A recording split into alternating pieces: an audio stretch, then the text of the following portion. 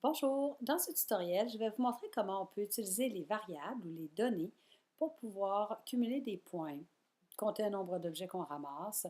Ça peut être positif, on ajoute ou on enlève.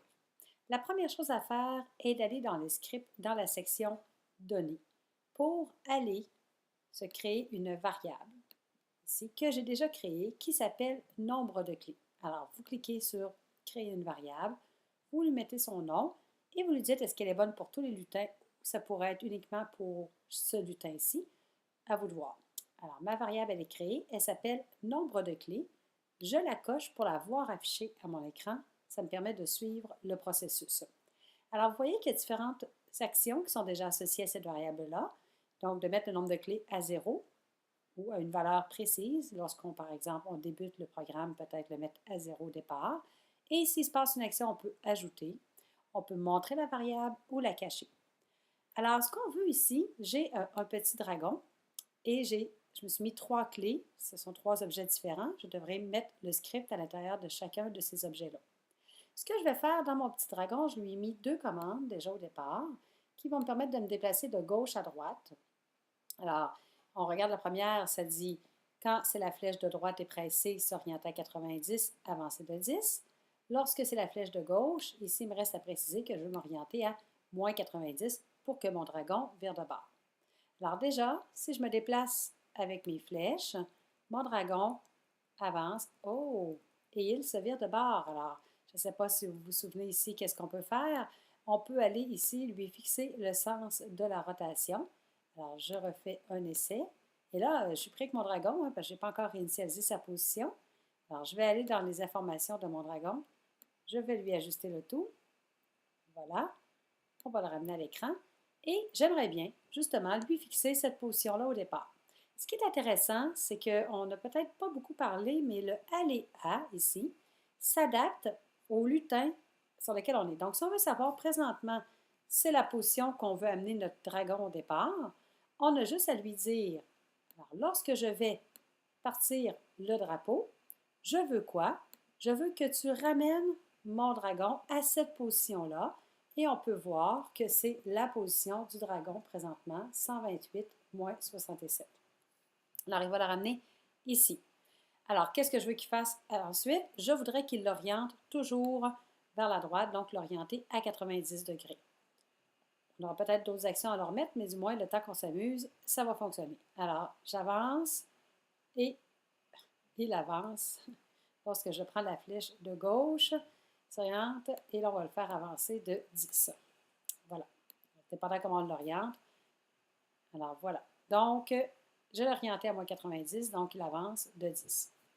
Alors, si je clique sur ma flèche de départ, vous allez voir, là, je vais l'avancer, mon dragon, il va s'orienter à la position que je lui ai donnée dans le bon sens.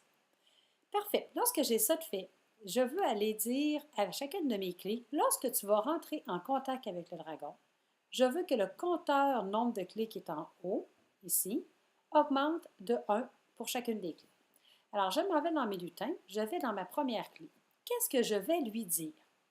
D'abord, j'aimerais qu'au départ, okay, dans mes contrôles, on va mettre plusieurs choses. Alors, ici, si, OK, dans mes capteurs, il touche. Alors, si, ici, voilà, toujours un petit caprice à le mettre. Voilà. Alors, si je touche le dragon, alors je suis dans la clé 1, qu'est-ce que je veux qu'il fasse? Ben, je veux faire comme s'il avait avalé la clé. Alors, je veux cacher la clé. Je veux qu'elle disparaisse. Il ne faudra pas que j'oublie de la faire réapparaître. Sinon, elle reste cachée. Et je veux que la variable clé augmente de 1 pour qu'on compte le nombre de clés qu'on a ramassées. J'aimerais que ça parte avec le drapeau, mais je ne veux pas oublier aussi que quand je pars le drapeau, je voudrais montrer ma clé parce qu'elle risque d'avoir disparu. Alors, je démarre et j'avance mon dragon. Alors là, ça ne semble pas vouloir fonctionner. Alors, je vais lui ajouter une petite précision. Alors, ce qui arrive ici, c'est que si au départ, mon dragon est sur ma clé, ça va fonctionner. Alors, s'il est là, ma clé va disparaître. OK? Alors, je vous le montre. Je le mets sur la clé. Je m'en vais dans le script de ma clé et j'exécute juste ce script-là ici. Et voilà, ma clé disparaît en dessous et mon pointeur en haut, il n'est pas là. OK? Il n'est plus à 0, il est en haut.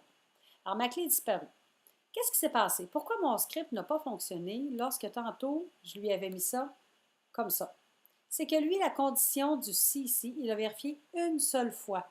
Quand j'ai lancé le programme avec le drapeau vert, il m'a dit, est-ce que le dragon est sur la clé? Non, c'est fini. Donc, je lui ai demandé de vérifier constamment cette condition-là.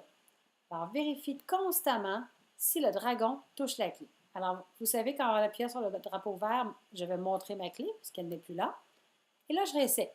Alors, il doit vérifier constamment si le dragon est là. Et là, est-ce que l'autre clé va fonctionner? Non, parce que le script n'est pas dans l'autre clé. Qu'est-ce que je peux faire à ce moment-là? Je peux tout simplement prendre mon script et aller le glisser dans chacune des clés. Et à ce moment-là, chacune des clés se retrouve avec un script à l'intérieur. Je vais volontairement aller enlever celle-ci, qui était des anciennes informations. Voilà. Alors, je démarre.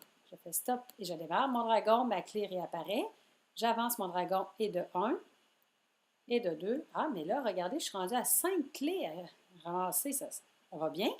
Alors, si j'ai 5 clés ramassées, ça veut dire que en lançant mon programme dans mon dragon, j'ai dit de s'orienter à 90, bon, avec les flèches. Quand c'est pressé d'aller à et s'orienter, il faudrait peut-être que je lui dise de remettre la variable à 0, parce que sinon, mon nombre de clés continue de cumuler. Alors, je commence. Voilà. Et de 1, hop, et de 2, hop, et de 3. Voilà. Et je pourrais mettre des conditions. Lorsque j'ai ramassé 2 clés, changer d'arrière-plan, par exemple. Alors, voilà, on peut s'amuser ainsi un nombre de fois. Je réinitialise. Essayons de voir de mettre cette condition-là à l'intérieur. C'est intéressant. Alors, si la variable, parce qu'on peut faire des calculs mathématiques avec, on va lui demander de toujours vérifier la valeur de la variable. Alors, répéter indéfiniment. Si la variable, donc je vais chercher ma variable nombre de clés. C'est toujours un petit caprice, on va mettre dedans. Ah oui, il y aura toujours un petit caprice puisque je dois mettre mon opérateur, voyons.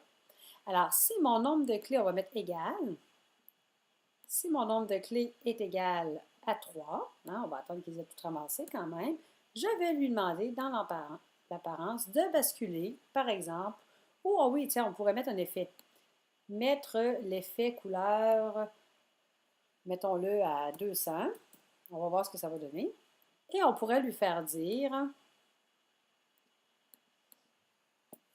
j'ai réussi. Alors, on essaie de voir si ça va fonctionner. Alors, je démarre ça. Tout revient au départ. J'avance. Alors, j'ai ma deuxième, j'ai ma troisième, j'ai réussi. Et l'effet couleur, ça n'a pas changé grand-chose à 200. On va lui essayer un autre effet. On va lui mettre l'effet couleur. C'est l'effet œil de poisson. Alors, essayons de voir ce que ça va donner.